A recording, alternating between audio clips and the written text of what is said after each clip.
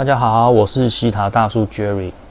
那上一集呢，我们已经有聊到，就是呢，我们透过进入这个西塔波，然后整合了我们全身所有脉轮的能量，然后将这个能量送到我们的顶轮，从我们的顶轮往上发送，去到我们所谓的一切的源头，或者是说造物主的那个地方。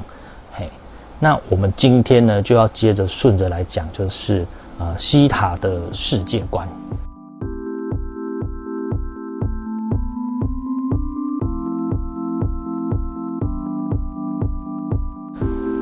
好，那对于 Jerry 大叔来说呢，进入这个西塔的世界就很像是进入一个超大型的人生 RPG online game 的这种开放世界的概念哦。对啊，那大家一般知道，像这种开放世界这种游戏呢，一定会有一个属于它的世界观的一个那个架构。那我们今天主要就是要来跟大家说明西塔的世界观。它拥有7个存有界的一个概念。那我们就先来看这张表，我们来往下看，最底层的呢，这个就是所谓的第一界，它是无机物的存有界。举凡呢，土壤，或者是石头，或者是矿物啦，甚至是那个水晶啦、石英啦，这些都是哦。那大家也知道，就是Jerry大叔有在玩这个水晶跟这个矿石哦。那这个以后我们有机会呢，我们也会开一个单元来跟大家好好的聊一聊水晶跟这个矿石。对，那这个第一界的基本的组成概念的构造的这个元素就是矿物质。好，那我们继续往上，来到第二界。第二界呢是所谓的有机物的存有界。举凡呢，植物啦，或者像是那个维生素哦，好，还有包含就是这个精灵，对，就是你一般大家认知的那种精灵元素精灵啊那种之类的，对。那Jerry大叔呢，关于这个精灵呢，也有很多的故事可以分享给大家。以后我们都会再开一个单元，好好跟大家来聊聊精灵这个话题。对，那我们再继续往上。来到了我们所谓的第三界，就是我们人类跟动物的这个存有界。那这个大家可能已经比较有认知了，我们就不多说这一界，我们就继续往上，来到了第四界。第四界呢，就是我们所谓的灵界。举凡呢，祖先的灵魂还有我们人的灵魂、动物的灵魂都会来到这个灵界这一边。大家常常可能会有印象，就是以前有一些什么部落，他们会有巫师或者是那个萨满，他们都会常常做一些仪式来帮他们族人，就是驱病驱邪，有没有？对，他们多半呢就是去跟这个第四界的这些灵去做沟通，去藉由他们的能量来协助处理第三界人的事。这个就是额外的知识哦，来跟大家分享的。那我们继续往上。好，我们来到了所谓的第五界，神佛界。这个第五界的概念就是，好比耶稣基督释迦牟尼，甚至是大家常听到的什么玉皇大帝，或者是我们的人神妈祖天使，这些都是哦。包括我们人的灵魂也会在这个第五界。不知道会不会大家就觉得有点纳闷，就是为什么我们人的灵魂在第四界也有，第五界也有哦？那他们的差别呢，就是在于有没有上去这件事。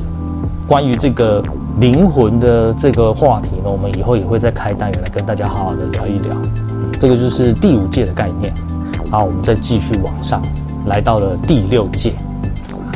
第六界是所谓的法则的存有界。那对于这个法则，大家可能就比较陌生。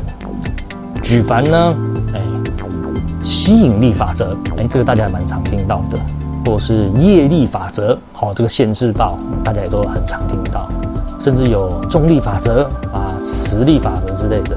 对，那这个法则的存在是要干嘛的呢？就是呢，我们其实一切万事的运作都必须要靠这个法则来做一个调试。我们的所有的存有界都必须要在这个法则的规范之下去做运作，这样彼此才不会乱掉嘛。所以法则的存在是非常强大的。再继续往上，就来到了我们所谓的第七界。这个第七界呢，是一切万有的源头，也就是造物主的这个空间的能量带。也可以说是上帝的空间，或者是说释迦牟尼的所谓的大千世界，其实都可以啦。因为它就是宇宙的源头嘛。大家如果有印象，在那个2003年的时候呢，金凯瑞有演一部电影叫做《王牌天神》。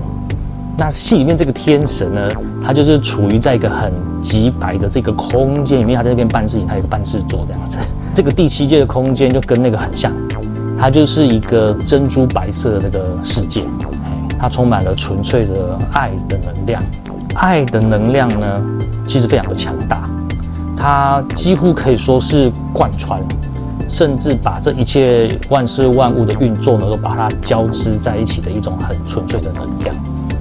所以，我们人界有一些开悟的人类呢，他们很清楚知道，他们就会说呢，爱是宇宙间最强大的能量。这句话是没有错的。我们已经用比较快速的方式呢，帮大家解释了关于西塔的这7个存有界的说明。那今天呢，我们透过这个西塔坡，我们进入这个西塔的世界呢，主要就是希望要进入这个第7界造物主的空间。那当我们进去这个第7界的时候呢，我们接着呢就可以比较安全，而且比较快速的可以去到各个维度，甚至去各个存有界。就好比来到第3界，我们自己的灵魂里面呢，我们可以进入我们的潜意识去修改、编辑我们自己的人生的剧本嘛，之前有提过的。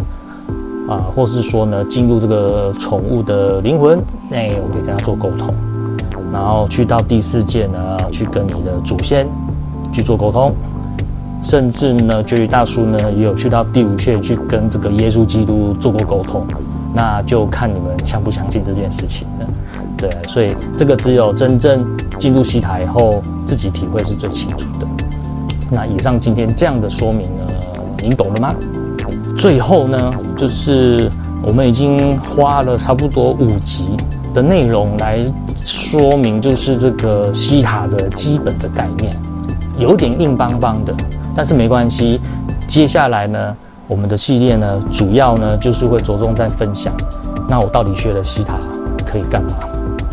我们就是会透过一些小故事一些实例，或是找一些我们的有学过西塔的一些导师或一些人来分享一下，他怎么样去利用西塔，帮助在他的生活，他改善了什么，他改变了什么，他的人生有没有因此而获得更好的未来的这一些很有趣的事情我们就透过这种方式来分享给大家知道。那就期待下一次的相见喽，拜拜。